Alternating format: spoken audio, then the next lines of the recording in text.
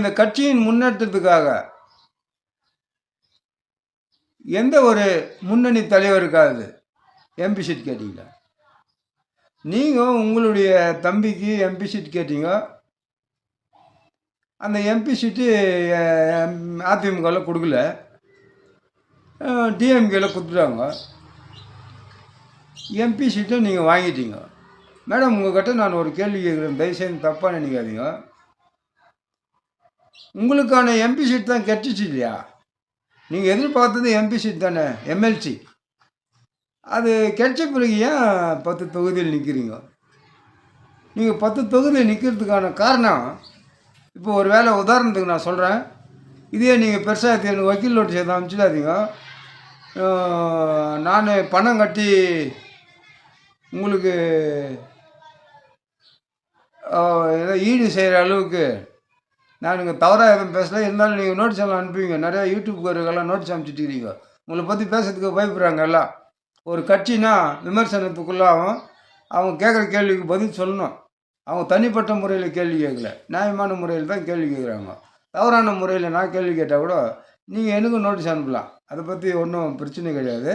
ஊடகங்களில் வந்த செய்திகளை வைத்து நான் இந்த விஷயத்தை கருத்தை நான் பதிவு செய்கிறேன். விருத்தாச்சலம் தொகுதியில் நீங்கள் தோற்றுட்டீங்க. உதாரணத்துக்கு நான் சொல்கிறேன். உங்களுடைய ஸ்டேட்மெண்ட் எப்படி இருக்கும்னு நீங்களே சொல்லுங்கள். என்ன சொல்லுவீங்க? ஆமாம், எங்களுக்கு தகுதி இல்லை, நாங்கள் தோற்று விட்டோம்னு சொல்லுவீங்களா? விருதுநகரில் உங்கள் பையன் தோற்றாருன்னு வச்சுக்கோங்க. ஆமாம், எங்களுக்கு மக்கள் விரும்பவில்லை, அதனால் நாங்கள் தோற்றுட்டோம் அப்படின்னு சொல்லுவீங்களா? கடந்த முறை உங்கள் மகன் விருதுநகரில் எம்பியாக நின்று தோற்றப்போ நீங்கள் என்ன சொன்னீங்க? தோல்வியை ஒத்துக்கிட்டீங்களா? யார் மேலேயோ ஒருத்தர் மேலே பழிய போடணும். அந்த மாதிரி நீங்கள் இந்த முறை தோற்றுட்டாலும் இப்போ 10 சீட்டு உங்களுக்கு கொடுத்துருக்குறாங்க. 10 தொகுதி நிற்க போகிறீங்க. 8 தொகுதி யாருன்னு தெரியாது. நட்சத்திர வேட்பாளராக 2 பேர் நீங்கள் தான் இருக்கிறீங்க. விருத்தாச்சலம் தொகுதியிலும் விருதுநகர் தொகுதியிலும்.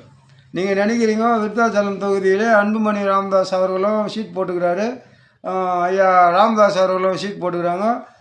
அந்த 2 சீட்டு ஓட்டை பிரிச்சுன்னு போடுவாங்க. அதிமுக கூட்டணி ஒன்று, ராமதாஸ் ஐயா அவர்கள் வேட்பாளர் பிரிச்சுன்னு போடுவாங்க. நம்ம விருத்தாச்சலத்தில் எம்எல்ஏ எல்லாம் நினைக்கிறீங்க. உங்களுடைய நினைப்பு அது என்ன போகுது எனக்கு தெரியாது. அது மக்களுடைய விருப்பம், நான் ரொம்ப எதுவும் சொல்ல முடியாது.